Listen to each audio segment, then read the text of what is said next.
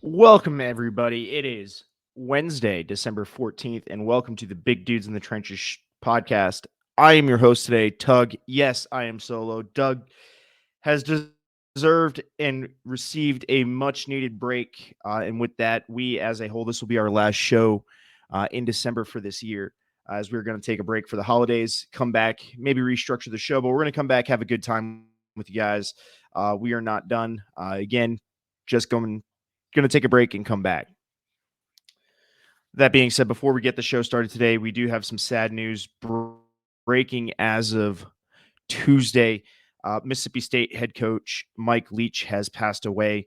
This is a major loss for college football across. He's a fun coach, fun to watch, and a great coaching mind. Um, he was admitted sometime this weekend, rushed to the hospital, life flighted to Jackson. With what seems like complications due to a heart attack or complications due to a heart condition, unfortunately was unable to pull through. Uh, just really unfortunate news headed into bowl season for Mississippi State, that program, and for the world. So, Mike Leach, rest in peace. To his family, friends in the Mississippi State program, our thoughts and prayers are with you. With that, I'm going to jump right into the NFL. Uh, Look, the NFL has a ton of news going on every week, guys. We've noticed one change that we are going to make is we're going to keep trying to push you guys to our Discord for more breaking news as fast as we can get it. It is out on there. We are discussing it constantly with everyone who's on there with us. So please join us there. The link is in the description below if you're listening on the podcast. It is scrolling on the bottom if you're watching us.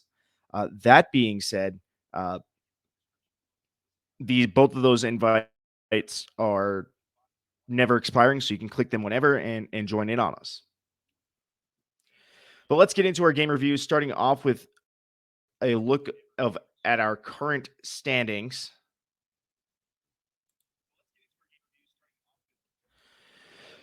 Once again, I'm still holding the lead, going 3-2 in this last week at 43-21.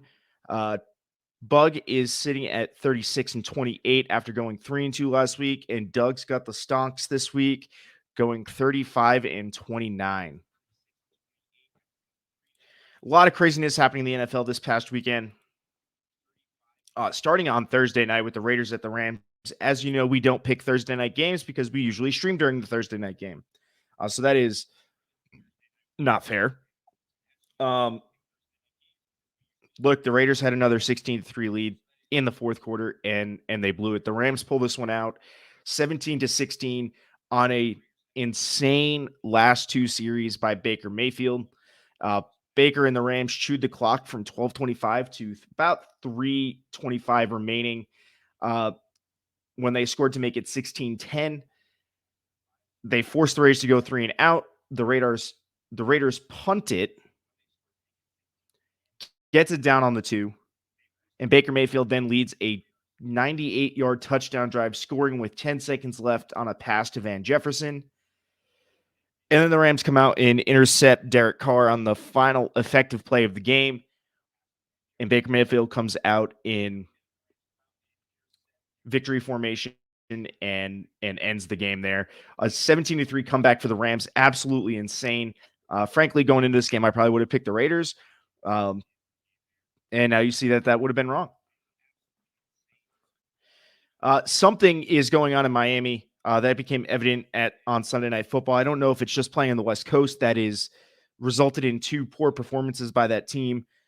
They need to get back to the drawing board, and they need to get back quick. This is the second bad game in a row Tua has had on the road, on the West Coast. Just not looking good, missing easy throws. Tyreek Hill did everything he could to keep the Dolphins in this game with a wild 57-yard fumble recovery for a touchdown. That was just a wild play. And another 60-yard touchdown reception. He is now the Miami Dolphins single season receiving leader, passing Mark Clayton on his first catch of the game. But again, the defense and Tua have just not been in sync recently. Yes, Tua's on the offense, but the defense itself has also been out of sync. Something needs to go on here. Justin Herbert played fantastically, escaping pressure, making throws when he needed to, leading the Chargers to a 23-17 win over the Dolphins at SoFi Stadium. And then Monday night was an absolute, honestly, it was an injury fest in the first half. Kyler Murray tore his ACL on the first drive, non-contact injury uh, on a cut. That is a tough situation there for the Cardinals. And honestly, we hope Kyler Murray the best, but it's also a tough situation for all of those uh, turf, artificial turf uh, opponents because Arizona uses natural grass, and Kyler Murray had the same type of injury that they're all trying to prevent by going to all natural grass. This happens. It's football. It's unfortunate. Um, and we're just looking to reduce all of these injuries as best we can. Uh, James Conner had a touchdown. He earned a touchdown on the ground, carrying three defenders into the end zone with him. Uh, but one of the stories of the game here is back to the NFL's concussion protocol. The NFL concussion spotters failed to recognize Devontae Parker stumbling out on the field. Again, looking at those ataxia symptoms that they want to attack now uh, through after Tua's concussion in week 4. Um, man, it's tough because eventually what happened is Nelson Aguilar noticed it and had to take a knee to get the refs to stop the game so they could come get Devontae Parker. That's how out of it he was. I hope he gets healthy. But again, the NFL, we need to work on this and we need to get better at spotting these concussions. This one wasn't even just like he shook his head and went back out. No, he was actively stumbling, the likes of what Tua was in week 4. Mac Jones had a solid game, bailed out the team. Effectively, he made some mistakes, but he made less mistakes than the Cardinals, and that's definitely what helped. The Patriots were able to capitalize on more of the Cardinals' mistakes throughout this game. Colt McCoy looked okay for the most of it, but ultimately, Patriots just proved too much. Patriots win this one 27-13.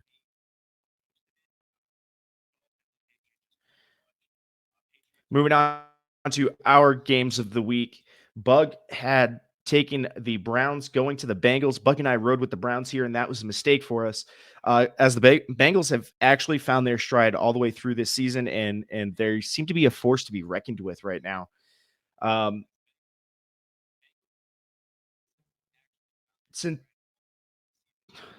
Cincinnati's, yeah, I get to you in a second there, Kentucky Colonel. I just noticed it. Cincinnati's chance uh, stadium broke out into chants of "You sick fuck." Again, this has been a common theme even from the preseason on that Deshaun Watson has been hearing. Overall, Watson has improved upon last week's performance, but he's still not where he needs to be. And honestly, the Bengals have hit their stride. This is a dangerous team. Um, okay, so I gotta say something nice about the Patriots. Look, they're a solid team and they make the best of with the talent that they have. Bill Belichick is fantastic at game planning around the team that he has and finds a way to win games that they probably shouldn't. Even right now, in what everyone's considering a down year for the Patriots, they're sitting at 7-6. Uh, hey, it could be worse, could be a lot worse, and they're still in the playoff hunt. So something about Coach Belichick there helps him helps that team succeed.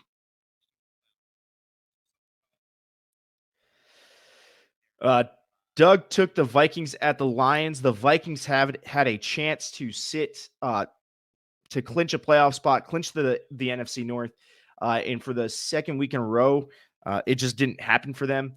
Last week they needed some help from the Bears, and the Packers came back to prevent that. This week they just did not have a good game against the Lions. The Lions seem to have had them figured out. Jared Goff had a fantastic game. Uh, it's insane. The Lions coming out, putting up 33 points. They have won 5 of 6. So if we're talking about teams that are getting hot at the right moment, this is a team you have to look at. Um, And Dan Campbell is just a fantastic coach that's not afraid to take risks. Dan Campbell here had a play on third down. It was 3rd and 1, and he's out there watching the wave, just watching it go around the field, not really paying attention to what's coming through his headset. And these are quotes from him. And his offensive coordinator calls down and says, "Hey, we should run this play." And he goes, just still paying attention, wave. "Yeah, sure, of course, send it." Um, yeah, that play was to put Penei Sewell in motion and throw him the ball for a 3rd down conversion, which ended up working.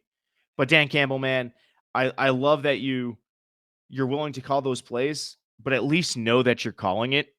Uh, Kind of obscene that you may or may not have been paying attention to the game and instead we're paying attention to the wave going around the stadium at that time. Uh, Moving on, I took the Eagles at the Giants because I thought this was going to be a much better in division matchup. The score doesn't even really show how spread apart these teams were, and that's saying something because it's a 26-point difference. Um, Look, the Eagles own this game from start to finish. The Giants really didn't look like they were ever really in the game. Um, it's tough, tough game for the Giants. There, the Eagles are have clinched the NFC East at this point, I do believe, or at least have clinched their playoff spot. Um, Oof, just a brutal game for New York out there.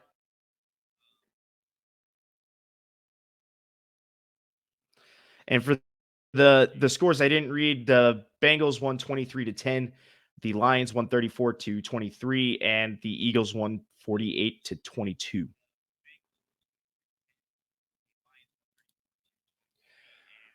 Moving on into our fantasy matchups, fantasy forecast here. Debo Samuel, we said sit. He then turned around and got 14.4 points in PPR and 10.4 in standard. This is all thrown off based on the rushing TD he got, but that's football. So that was a bad sit. We're not gonna take it. We're gonna take the L on that one. T. Higgins played one snap, but he had hurt his hammy in warmups. That's something we can't predict. We're not going to take that as a loss. We're actually going to give that a wash because that's hard to evaluate either direction.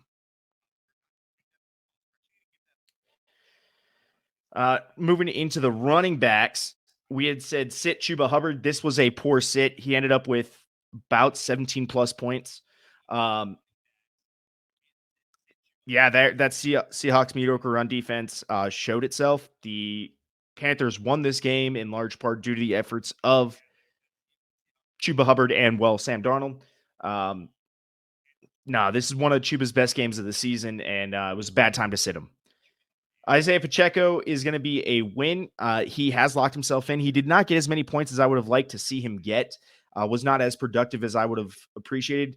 He went for 10 points. I believe it was 10.4 points, which is a solid start. Not an RB1 start, but more of a flex running back start there. So we'll take the win on that one, putting us at 25-30-1 on the season.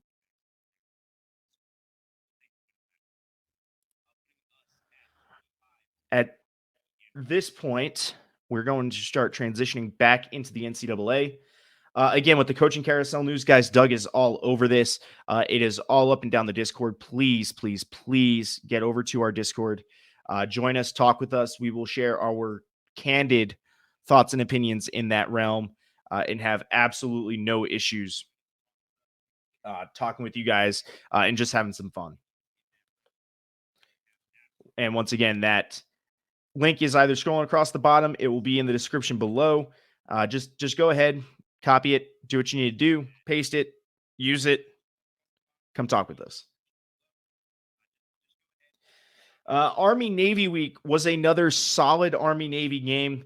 They effectively went 4 quarters and 2 drives into double overtime, the first ever double overtime, first ever overtime game uh, for Army Navy.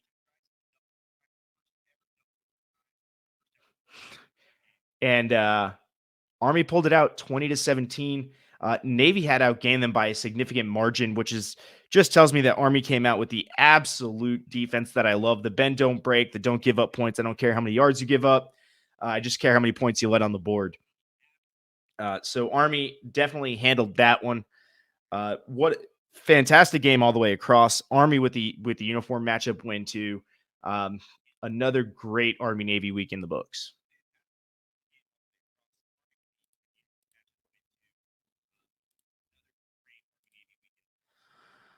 All right, moving on into our college pick'em records. After this week, Doug is sitting at 88-58. I'm sitting at 84-62, and Bug is sitting at 76-70.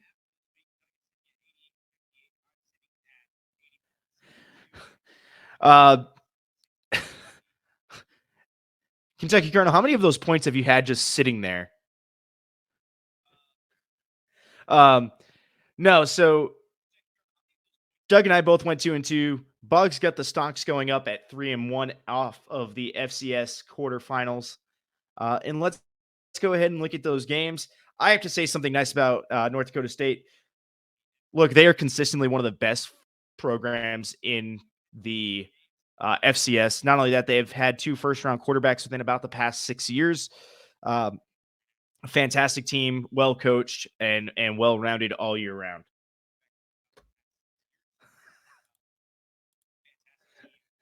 Uh, and North Dakota State handled their business against Samford.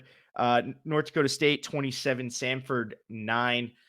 North Dakota State actually had only a few more yards than Samford. Samford was consistently playing with them and hanging with them. But North Dakota State in Bismarck proved, or I'm sorry, in Fargo proved to be too much. Um, just what a another great game. It took North Dakota State a while to get going, but once they did, they scored 27. Samford could not come back from that. Uh, the next game I'm going to talk about is I'm going to talk about this in matchup order. So we're going to go with Incarnate Word at Sacramento State, which is just a wild uh, FCS quarterfinal game. 66-63 in regulation in favor of Incarnate Word. Incarnate Word put up just over 500 yards. Meanwhile, Sacramento State put up over 700 yards of offense, with 57 combined points coming in the fourth quarter. These teams knew it was on the line, and their offenses went all out. Their defenses decided to take a break. Either way, I expected Sacramento State to pull this off. In fact, they almost did at the end of the game. Unfortunately, they could not. This was Incarnate Word's game, who will now travel to Fargo to take on the North Dakota State Bison in the quarterfinal matchup or a semifinal matchup. One of the earlier games, however, was in fact William and Mary at Montana State. Doug and I rode with William and Mary, expecting them to at least compete. That did not happen. Uh, Montana State came through and absolutely ran all over, handled business against William and Mary. The score was 55 to like 9. Uh, just not much to talk about with this game except this was a Montana State domination from beginning to end. And it looked like William and Mary didn't even belong in the division, let alone in that game. Absolutely outclassed in every phase of the game on Friday night. And then finally, South Dakota State taking on Holy Cross. South Dakota State uh, handled their business. Nothing significant. This was actually a much closer game. It had a chance to go either way at a couple different points in there. Hold up. I'm pulling up the score right now. The 42-21 score is a little misleading because most of those points, actually not most of, I believe 40, yeah, about 14 of those points came in about the last 5 minutes of the game for South Dakota State in garbage time, where it looked like Holy Cross had just given up and they were able to start honestly just running all over them. South Dakota State looks really good this time of year. I'm hoping for a Dakota Marker national championship, but we're going to see. South Dakota State has to get through Montana State, and North Dakota State has to get through Incarnate Word, both of which are really hot programs at the moment. This could be dangerous for both of these Dakota teams. But with both of them hosting Montana State, traveling to Brookings to take on South Dakota State, and UIW taking on traveling to Fargo to take on North Dakota State, the favor is in their hands. However, we will see how these games break out.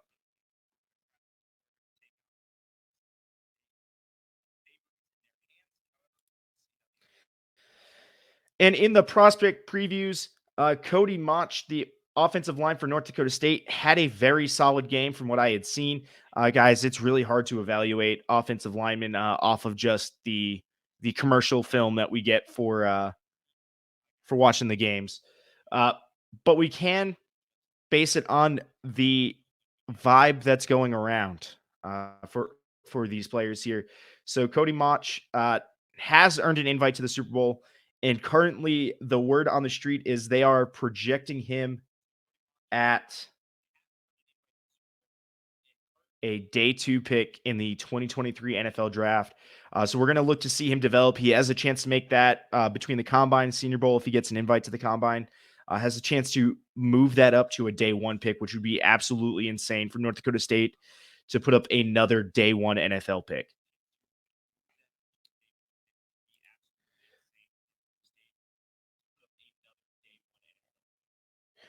And then finally, uh, Andre Carter the second, the outside linebacker from Army, did not honestly did not impress against Navy. Had just an average game at best. This was a game he really needed to step up in for us to believe in him just a little bit more. However, the word on the street is still that based on last year's tape, he's most likely going to get drafted. Draft analysts actually still have him in their top 32, which is absolutely insane. Um, but hey, that's how it goes when you have a really good season.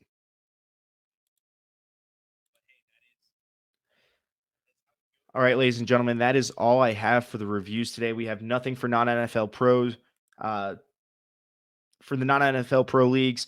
But please, guys, join us on all of our social medias. Like I said, we're gonna take a break from the show, but that does not mean we're gonna take a break from interacting with all you guys. And we're gonna be active on Twitter at BDT Football. We're gonna be active on Facebook. We're gonna be active on Instagram. Please, just mostly the Discord is going to be where you can find us, and we're going to have a good time.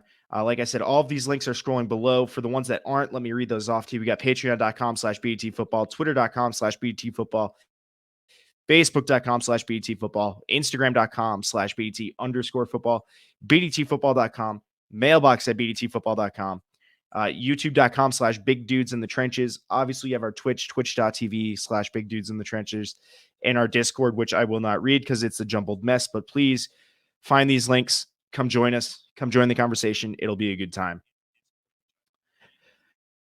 Now, normally this is the part where I ask my friends if they have.